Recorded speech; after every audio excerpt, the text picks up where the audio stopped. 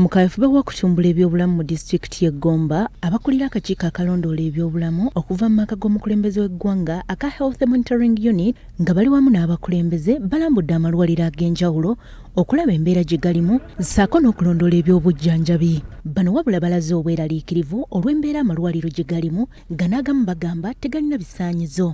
Wano balina eddwaliro erimu emaddo erirongoosa abakyala ne bannakazadde lye basanze nga terina bisaanyizo bye bakakasa kukola kino. Facility terina okukola operations oba kukola cesarean sections because there are no requirements. Tewali byetaagisa, terina authorization, tewewanga lukusa kukola operation olw'okuba nti ebikozesebwa tebiriimu.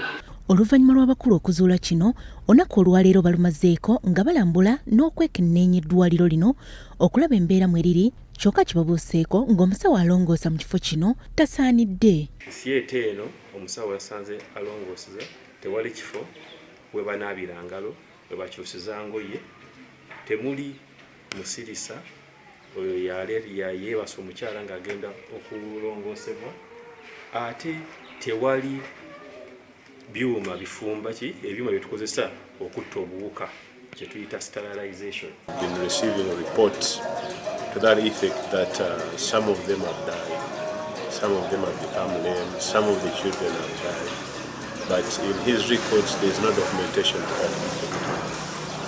Dr. Elijah Semaganda okuva mu kakiiko ka Health Monitoring Unit agamba nti embeera gye basanzeemu eddwaliro lino omuli obutaba na byuma bikozesebwa eby'omutindo kwosa n'obutaba na ddongooserezo giyite theatre ekiteeka obulamu bw'abantu mu matigga. Mu kiseera kino ku lw'obulungi bw'abalwadde baffe n'abantu mu kitundu kino, eddwaliro lino omuntu district health inspector alondoola ebyobulamu mu disitulikiti alagiddwa okuliggala.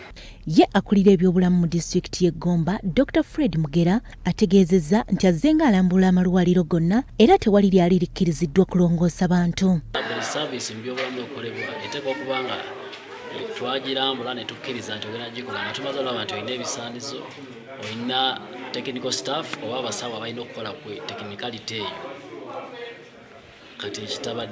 Bwe twogeddeko ne nannyini ddwaliro lino, Dr. Yona Kayanja ayongeddeko nti abakyala bangi babadde basanga obuzibu okutambula eŋŋendo empanvu okutuuka e Gomba, nga kino kyamuwaliriza abasawo okutandikawo ebifo we balongoosereza kyokka nga we butuukidde olwaleero tebafunanga bisaanyizo. Abamu bajja kiro talinamu wadde n'ekikumi kigenda ku ddwaliro lya gavumenti oluusi bamulifaalinze Kitovu, oluusi bamulifaalinze Mubende. Kati n'olaba ng'omuntu abamu bawaliwo be baleeta naye asula oli n'okudduka n'adduka, n'olaba ng'omuntu agenda kufa.